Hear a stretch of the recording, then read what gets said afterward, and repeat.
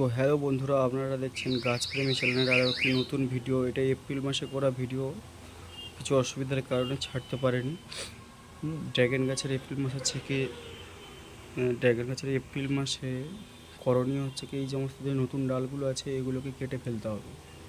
ঠিক আছে, আপনারা দেখুন, আমি হচ্ছে কি এই ডালগুলোকে আস্তে আস্তে সমস্ত ডালগুলোকে কিন্তু কেটে ফেলবো। আগা না কেটে দিলে কিন্তু বন্ধুরা ফুল আসবে না। দেখতে পাচ্ছেন এই একটা ফুল এসেছে, কিন্তু এই আগাটা থাকার কারণে অল্প ফুল এসেছে। হ্যাঁ, আগাগুলো কেটে দিলে প্রতিটা গাঁটে গাঁটে আমার কিন্তু ফুল আসবে। অনেকই ফুল এসেছে, আপনারা দেখতে পাচ্ছেন ওদিকে দু একটা করে ফুল এসেছে অলরেডি। কিন্তু তাও আমি আগাগুলো কেটে দেবো যাতে আরও বেশি করে ফুল আসে গাছে। আগাগুলো কেটে দিতে হবে, যে কোনো ধারালো ছুরি বা কিছু দিয়ে আগাগুলো কেটে নেবেন। এই দেখতে পাচ্ছেন বন্ধু, সামনে একটা কিন্তু ফুল ফুটে আছে, অলরেডি ফুটে গেছে, ফলও ধরে গেছে।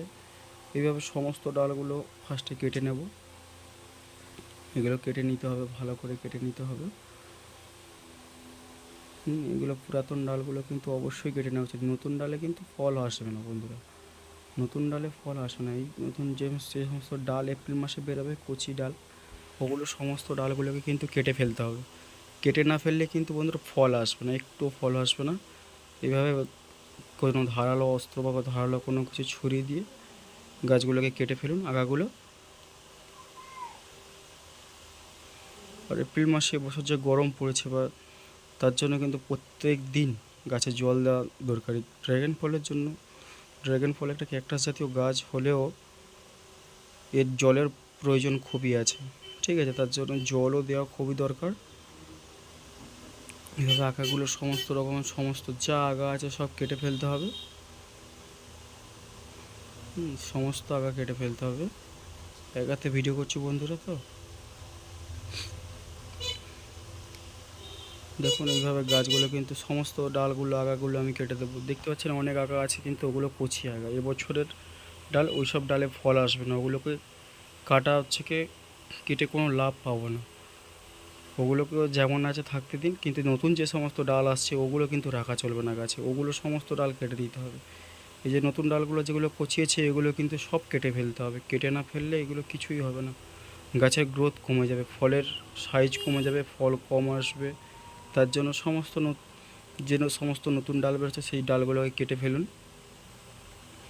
এবং পুরাতন ডালগুলোর আগা কিন্তু এইভাবে কেটে ফেলতে হবে। শুধু কেটে ফেললেই হবে না, ওখান থেকে ফাঙ্গাস ছড়িয়ে যেতে পারে বা গাছ নষ্ট হয়ে যেতে পারে। তার জন্য কিন্তু বন্ধুরা দেখতে পাচ্ছেন আমি কি করি। দেখুন, আমি আগাগুলো আগে সব কেটে নিই, তারপরে আপনাদেরকে দেখাচ্ছি কি করতে হবে।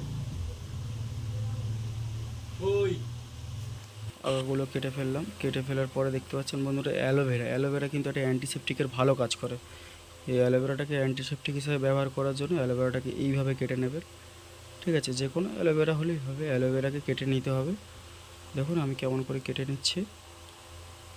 কাঁটাগুলো সাইডে ফেলে দেবো, অ্যালোভেরার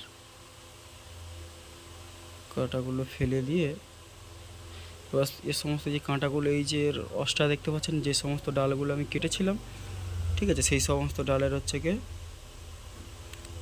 আগায় আগায় এইভাবে অ্যালোভেরা বুলিয়ে দেবো। অ্যালোভেরা না দিলে কিন্তু বন্ধুরা, যে কোনো অ্যান্টিসেপটিক না দিলে ফাঙ্গাস ছড়িয়ে যেতে পারে ও গাছটা মারা যেতে পারে, গাছের গ্রোথ কমে যাবে, গাছ হলুদ হয়ে যাবে, এইভাবে গাছটা মারা যাবে। এইভাবে সমস্তটা আমি পুরো এটা ছড়িয়ে দেবো।